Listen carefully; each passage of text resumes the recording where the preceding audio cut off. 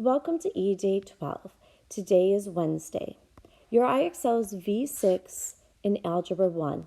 We are going to combine what we've been doing the last few days with multiplication and division with exponents. You only need to go to 75% to get your A+. And as a reminder, if you could please email me when you are done so I know to update your grade, makes it much easier for me for records. All right, quick review. When you're multiplying same base, you add your exponents. 4 plus 5 is 9. When you are dividing, you subtract your exponents. 8 minus 5 is 3, and it stays where the bigger exponent is, so it will stay on the top. I always say to move negative exponents first, but I found sometimes simplifying first was easier. So if I were to add these all up, I have negative 8 plus a negative 8 plus a negative 4. What does that add up to? Negative 20. So v to the negative 20.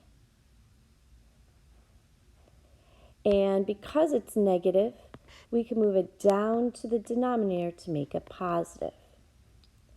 This is one way of doing it. Just to do your rule of multiplying, add them up, and then move it if needed. Another option, some people would say, hey, but that's not what you taught me. You said to make sure everything is positive first. So if you want to do it that way, you move this down to the denominator and make it positive. This moves down to the denominator, becomes positive, and this moves down. Put your placeholder of 1. Now, when you're multiplying, what's your rule? You're going to add your exponents. 8 plus 8 is 16, and 16 plus 4 is 20. So two options on how to do it. You decide what you prefer. In this next one, do you want to add them all up first and then decide if you need to move it? Negative 4 plus 9 plus 8 is 13. So we get k to the 13. And you don't need to move it because it's positive. Well, the other option is let's only move what was negative. Let's try it this way. So k9 and k8 will stay, and k to the 4 will move down to the bottom and become positive. Exponent rules. When you're multiplying same base, what do you do to your exponents? You add them. And then when you're dividing, what do we do with our exponents? We subtract them. 17 minus 4 is 13, and it will stay where the bigger number is on top, so k to the 13 on the top. So for each of these problems, I'm giving you two options. You decide what you like best. Do you remember what to do with the power to the 0? That's right, just cross it off. What if we just move this one to make it a positive exponent? That means it would move down to the bottom and become positive. When you are dividing, what is your rule for your exponents? We're going to subtract. 46 minus 1 is 45, and it will go on the top because the bigger number is on the top. This next one, they're all being multiplied. They're all positive. We're just going to add them up. 1 plus 1 is 2, and 2 plus 3 is 5. And our last one here, I would probably cross off anything to the 0 power. Oh, I lied, it's not our last one, sorry. Cross off anything to the 0 power, and maybe we can move these. This will move down to the denominator to the bottom and become positive. J to the 5th will stay because it was already positive. Remember, we only move what's negative, so only these will move to the bottom. So move that to the bottom. Now these are both in the denominator, and they're being multiplied. When you multiply, you add your exponents. So my top will stay, and my bottom, when I add my exponents, I get 64. Now using your exponent rules, when you divide, you're going to subtract your exponents. 64 minus 5 is 59, but the question is where will it go?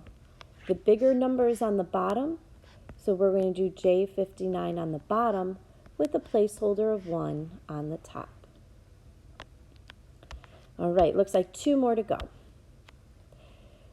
So let's go ahead and move who needs to move. And if they have positive exponents, they're going to stay. So this Q2 will stay. Q negative 99 will move down and become positive.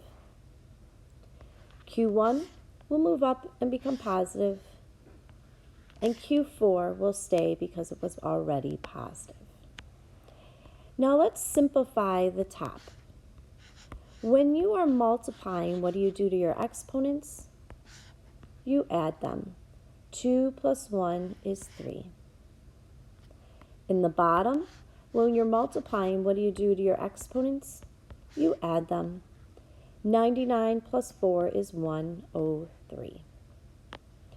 Now using our division rules, when you are dividing, you're going to subtract your exponents, and that gives us 100. Where will it go? Is wherever the bigger exponent is, which was in the bottom, in the denominator, and we'll use a 1 as a placeholder on top. And this next one, holy cow, does this look scary. First off, I would erase anything that has to the 0 power. So I'm going to erase all of these. I'm going to make my pen a little thicker to make it easier to erase them. So all of this will disappear. And I'm doing that to make this problem look way easier, not as messy. Then I'm going to find what was negative, and I'm going to move those. So let's start off. P to the negative 1 will move down and become positive. Q to the 1 stays. R to the 1 stays, because they were already positive. S to the 4th will stay. It was positive. Q to the 6 will move down and become positive. R9 stays, and S stays. Remember, only moves if it's negative. Now let's find our letters that are the same. So here are my Q's. When you are dividing, you're going to subtract your exponents, bigger minus smaller. But where will it stay? It's going to go wherever the bigger exponent is. So I'm going to have Q5 in the bottom. Next, let's do our R's. Well, they're both in the top. If they're both in the top, that means they're getting multiplied. And when you're multiplying, you add your exponents. Same idea for my S's. They're both in the top, and that means they're being multiplied. And when you multiply, you add your exponents. So 4 plus 1 is 5. And there's no other P, so that P will stay where it was. Great job. Today's IXL is much harder, if you ask me, is combining a lot of our rules. If you find it difficult, please see us today's Wednesday, at 11:30 on Zoom. You can work with myself, Mrs. Exline, Mrs. Butler, or Mr. Knitter. We can work one-on-one with you. You can share your screen for your IXL, and we can do it with you or help you out with any problems you get stuck on. So make sure that you touch base with us. Don't struggle on your own. We are happy to help. We're actually on Zoom every day at 11:30. And we like to see your faces, we like to hear from you, and we like to help you. So please do not struggle on your own. Connect with us at 11:30. If that time doesn't work for you, just email me. I can help you, or one of the other teachers can help you at any time during the day, and we'd be happy to help and assist so that you can get your IXL done. Remember, you only have to go to 75. If you go further, that's great. It just gets way more challenging.